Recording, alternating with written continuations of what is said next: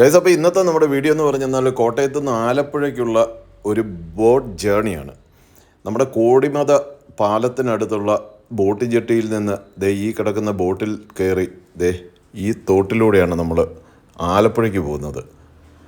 കോട്ടയത്ത് നിന്ന് ഏകദേശം 2 മണിക്കൂറാണ് ആലപ്പുഴ വരെയുള്ള സമയം. വളരെ മനോഹരമായിട്ടുള്ള ഒരു തോട്ടിലൂടെ എത്ര സുന്ദരമായിട്ടുള്ള ഒരു യാത്രയെന്ന് നോക്കിയേ. 33 രൂപയാണ് ഇവിടുന്ന് ആലപ്പുഴ വരെയുള്ള ചാർജ്.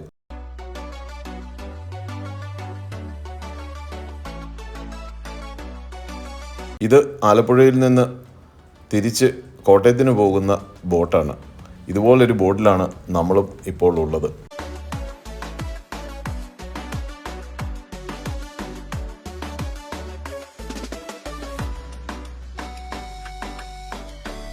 ഈ കാണുന്ന പാലങ്ങൾ കണ്ടോ, ഇത് അവിടെ ഒരാൾ നിന്ന് വലിച്ച് പൊക്കുന്നതാണ്.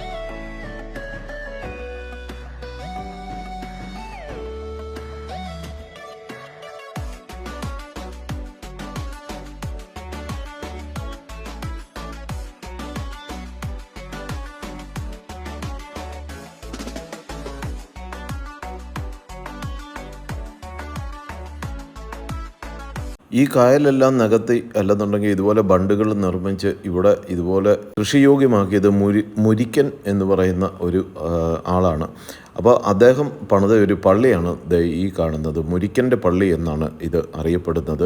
പല മലയാള സിനിമകളിലും പശ്ചാത്തലമായിട്ട് ഈ പള്ളിയും ഈ ഒരു പ്രദേശവും ഒക്കെ ഉണ്ടായിട്ടുണ്ട്.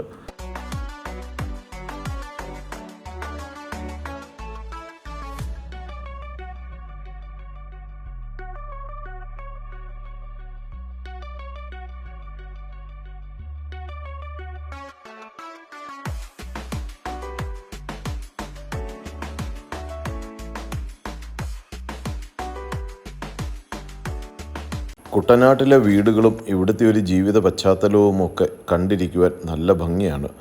കാശ്മീരിലെ ദാൽ ലേക്കിലൂടെ പോകുന്ന വള്ളത്തെ അനുസ്മരിപ്പിക്കുന്ന രീതിയിലുള്ള ഒരു വള്ളമാണ് ആ പോകുന്നത്.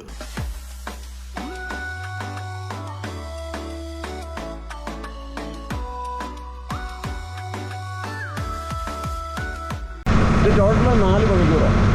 ടോട്ടൽ 2.5 മണിക്കൂർ കോട്ടയത്ത് നിന്ന് ആലപ്പുഴ വരെ. 2.5 മണിക്കൂറോ? 63 രൂപ. അപ്പോൾ 33 രൂപ ഒരാൾക്ക്. 33 രൂപ ഒരാൾക്ക്.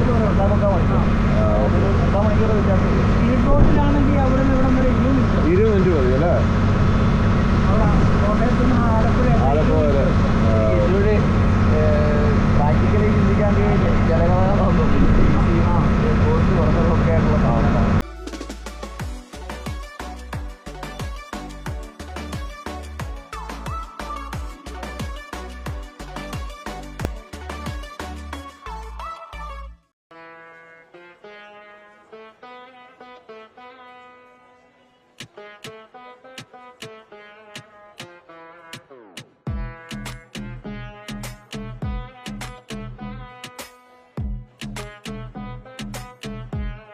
അങ്ങനെ നമ്മൾ ആ പുഴകളും തോടുകളും ഒക്കെ മാറി വേമ്പനാട്ട് കായലിലേക്ക് വന്നിരിക്കുകയാണ്.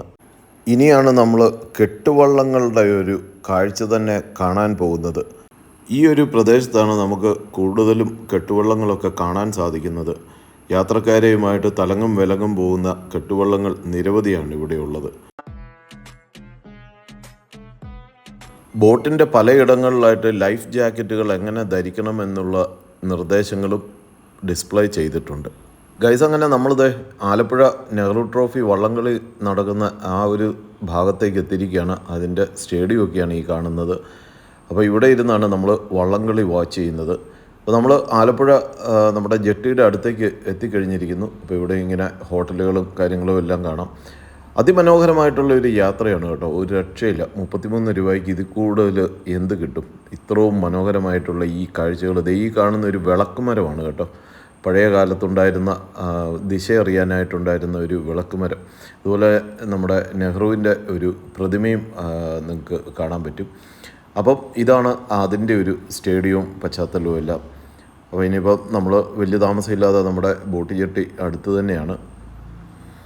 ഗൈസ്, അപ്പോൾ ഇതാണ് നമ്മുടെ ബോട്ട് ജെട്ടി. ഇതേണ്ട ഇവിടെയാണ് നമ്മൾ ഇറങ്ങാൻ പോകുന്നത്. ശരിക്കും പറഞ്ഞു കഴിഞ്ഞാൽ വേറെ മെയിൻ ഒരു ജെട്ടി ഇപ്പം പണിതുകൊണ്ടിരിക്കുകയാണ്.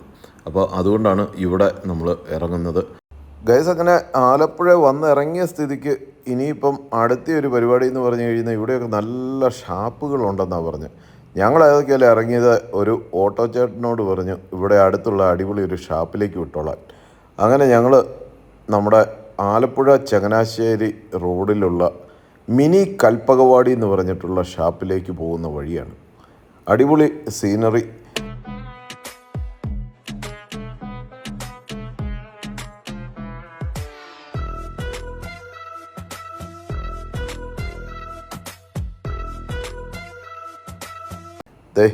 ഞങ്ങൾ മിനി കൽപ്പകവാടിയിലേക്ക് എത്തിയിരിക്കുകയാണ് കേട്ടോ. ഇതാണ് മിനി കൽപ്പകവാടി. അപ്പോൾ ഈ ഒരു സ്ഥലത്തിൻ്റെ പേര് പണ്ടാരക്കളം എന്നാണ്. പണ്ടാരക്കളത്തിലുള്ള മിനി കൽപ്പകവാടി ഷാപ്പിലാണ് നമ്മൾ എത്തിയിരിക്കുന്നത്. നല്ല സറൗണ്ടിങ്സ്.